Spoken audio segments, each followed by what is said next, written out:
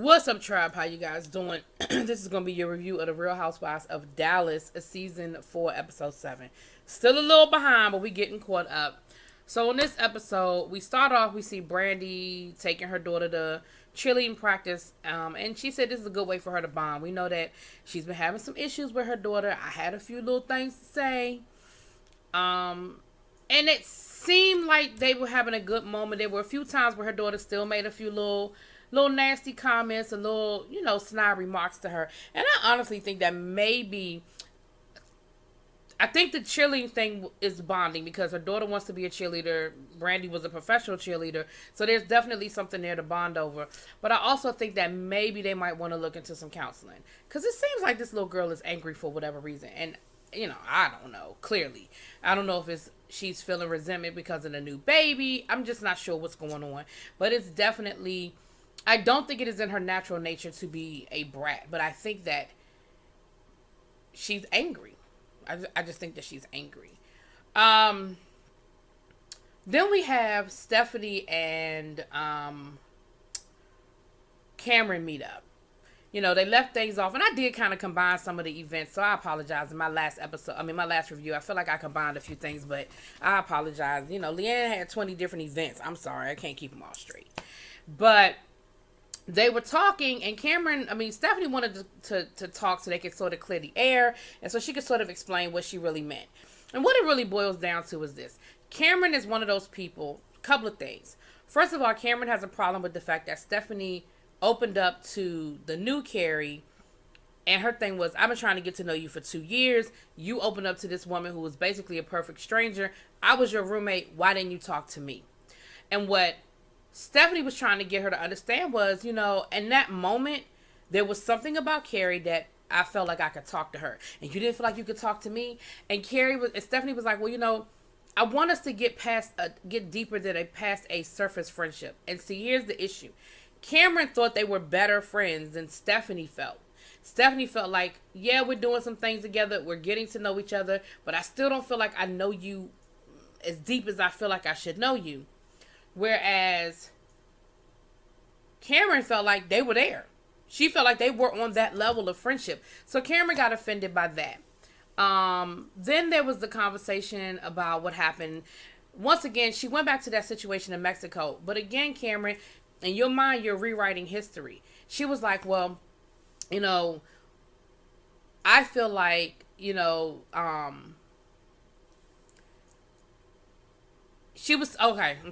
she was saying that, with the Brandy thing that, she said, well, I know you felt like when you first came into this friend group, you felt judged. You felt like, and she was like, no, I'm not going to say that I felt judged, but I am going to say that, I think you didn't want to really get to know me or give me a chance because of Brandy.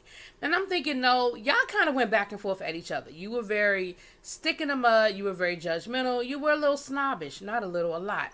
And Brandy and Stephanie, even though they probably got as many zeros in their bank account as you and your husband will know, they got old money. But you know what I'm saying. Even though they have the money, you don't feel they have the pedigree. And you are clear that you act like you don't feel like they have the pedigree. And people feel that. Like, people feel that judgment. And that's kind of where, and so a lot of people felt like Stephanie was Brandy's sort of lackey. And I think that's what she was saying without coming out and saying it that way. And I think in the past, Stephanie was silent to Brandy's antics and was a co-conspirator. But I think she's doing better about speaking up for herself and being a little bit more vocal about her feelings and separating from Brandy at times. I think that time when they fell out and they weren't friends and Stephanie was sort of forced to do things without Brandy, I think it has helped her now to where she is now. She brought up Mexico and was like, when Brandy was in my face, you didn't defend me, and I felt like a real friend would have defended me. And what I'm saying is, why are you singling out Stephanie? I didn't see nobody else at the table defending you. I didn't see anybody else at that table stopping Brandy. So why was the onus on Stephanie to stop Brandy? But anyway, Cameron got up and walked away, and then they sort of brought it back, and I think, at least I thought, and I think Stephanie thought, that they had agreed to move forward, that they were going to let the past be the past and they were going to sort of move forward. However, that's not how Cameron took it. We'll get there in a second. So then we see Stephanie and Brandy meet up for lunch, and they talked about, all of Leanne's events and everything. And come to find out, Leanne is having about 4 or 5 events, but not everybody is invited to all of the events, which is very interesting. It's interesting how you have a different party list for different, I don't know, honey. And how you got on one list and didn't get on the other list, who knows either. Because by the end of this episode, everybody is thoroughly confused over who was invited to what and how, why, and who invited them to these different events. But it's clear that the one person that's not invited to any of these events is who? Deanne, what's her name? Deanne. I was gonna say Deidre. Deanne ain't invited to nothing. Cameron's invited to everything, and everybody else is sort of sprinkled in. We get to the event. So over to the bridal shower, honey. Bridal shower number 2. I don't even know what the title of this one is, but this one was basically, instead of having strippers, they had drag queens, which I thought was great. Leanne, she loves it, and it was a girls and gays party. I feel like we saw that somewhere before. Real Housewives of Atlanta 2 seasons ago, but okay. Nene Leakes. Anyway, but Leanne said a lot of her friends are part of the LGBTQ plus community, and so she wanted to include them, but didn't wanted everybody to be happy and cool and feel included. And so it was a cool event. It looked like a great time. Like I said, all the ladies were there except for Deanne. And at one point, this was where, I said it last week, but this was where the old Carrie was being a little messy with Cameron and Stephanie and that back and forth. Because like I said, Stephanie thought that her and Cameron had moved on. They had to talk and they were good. Cameron felt like Stephanie was fake, and she was like, I just know now where to put her, and we cool. We can coexist, but I just think she's fake, and I'm not trying to go out of my way to be fake friends with her. And old Carrie was kind of like playing back and forth, like, well, you really need to talk to her. Well, I agree, yeah, girl. And I was like, okay, that's that old Carrie. That's that old Carrie spirit coming through. Then we see the new Carrie. Now, the new Carrie felt kind of weird because the new Carrie was like, well, I'm a part of this friend group because of Deandra, and I'm not understanding why Deandra's not here. So here's the thing. Leanne makes me defend her in 1 minute and then want to wring her neck in the next. In this moment, I 100% understood what Leanne was coming from. First of all, Carrie, that was not the time or the place to have that conversation. Second of all, even though Leanne and Deandra are moving towards rebuilding their friendship, one of the main factors in their friendship falling apart was over Deandra, in Leanne's mind, feeling like Deandra was trying to break her and Rich up, the man whom she's marrying. So, inviting her to the wedding events probably isn't what Leanne is ready to do. Even if she's ready to build and move forward in the friendship, she's not ready to invite her to the wedding because she feels like you didn't want this wedding to happen. Now, let's talk a minute about the fact that Leanne had fillers put in her fingers. I've never heard that before. I didn't know you could do that. And why would you? Why do you need fillers in your fingers? Okay, people get fillers in their lips. People get fillers in their face. Why do you need fillers in your hands, Leanne? But okay, whatever. And so, Carrie is like, well, I think you need to talk to her. She's ready to move on. You said you were ready to move on, but you didn't invite her here, so you're not. And then Leanne starts, this is where you started losing me, Leanne. Leanne starts going down left field about, well, when we got back from Mexico, she didn't reach out to me. She should be reaching out to me. I shouldn't be reaching out to her. And basically just say, look, I'm cool with trying to move forward with our friendship, but it's not going to be over my wedding.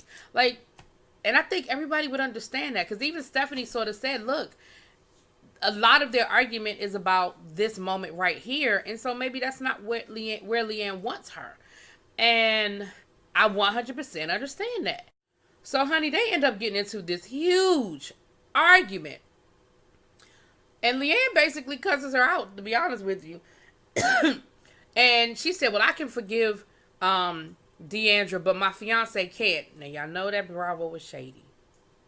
Why Bravo played a clip of Rich saying that he forgave Deandra and You can't hold on to grudges. I said, see, Leanne asked. But I really didn't. I mean, for the exception of that little bit of a lie, I understood exactly where Leanne was coming from. Like, man, you can work on our friendship. But if we fell out over this man, and this is the man that I'm marrying, then this might not be where we bond. Like, this might not be the event that we bond over. And I 100% understood that. And Leanne basically told her, if you don't like it, you can get the hell on. And so Carrie left.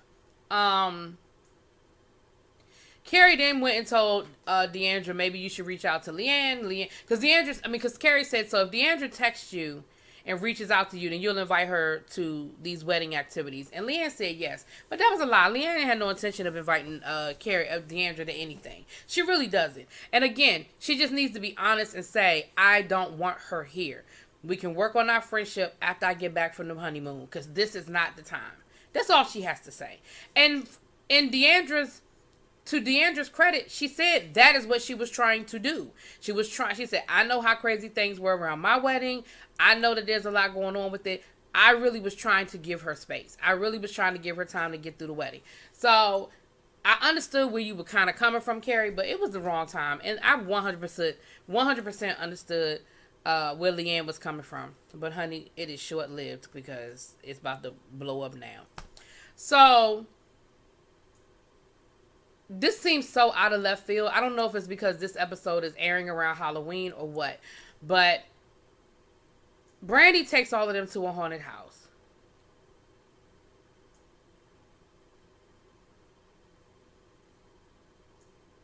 It's a house that supposedly had actual ghosts. Leanne is like, look, I don't believe this. I grew up in the carnival and we was trying to get y'all to believe these wolf tickets. So I ain't buying them none of this. I ain't believing none of this stuff.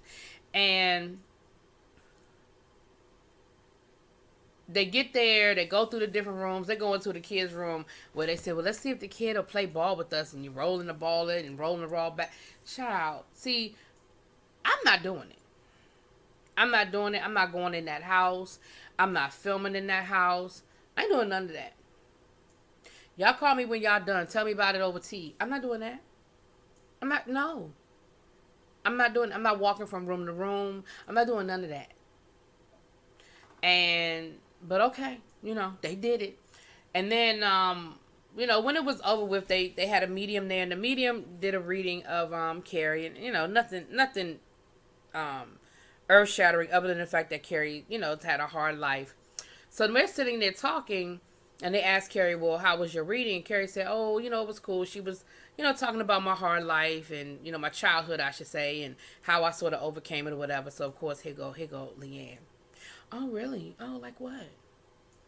So she starts telling them about, basically how her parents, they broke up, and her mother kidnapped her, took her to Mexico away from her father, and her mother was a alcoholic, and how she hung out at the clubs and the bars and just had to grow up really fast, and, things like that. And here's my thing. Why do we have to compare sob stories? I hate people who have to out bad you. I mean, that didn't come out right, but okay, child, I had a bad day today.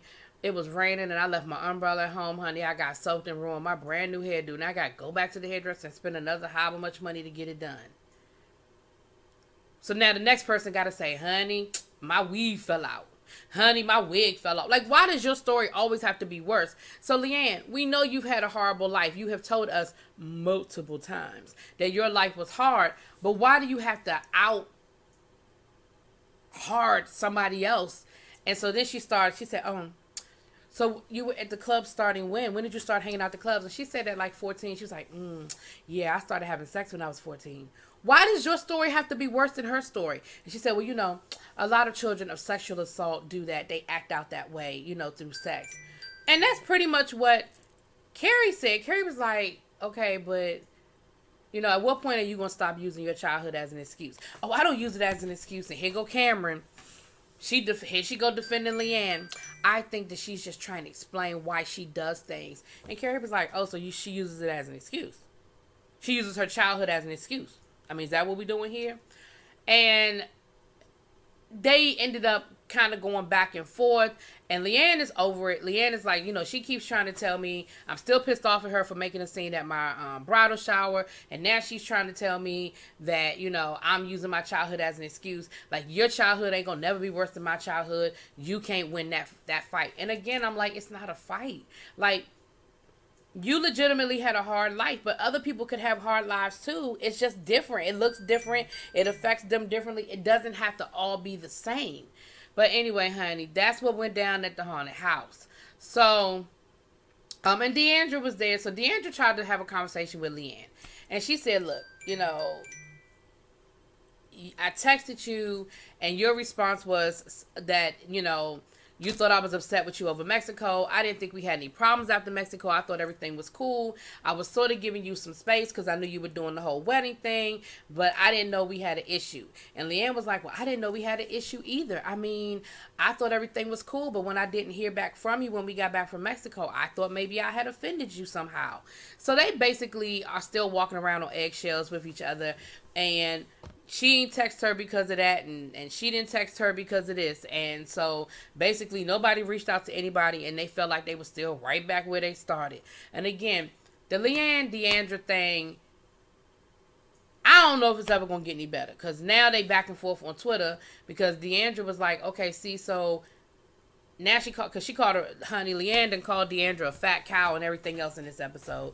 So anyway, that was what went down, y'all. Now, we got an episode tonight. I promise you it won't take me 2 weeks to get it to you. I promise you. I'll do better. I'm going to do better. Y'all let me know what y'all think. Talk to you later. Peace.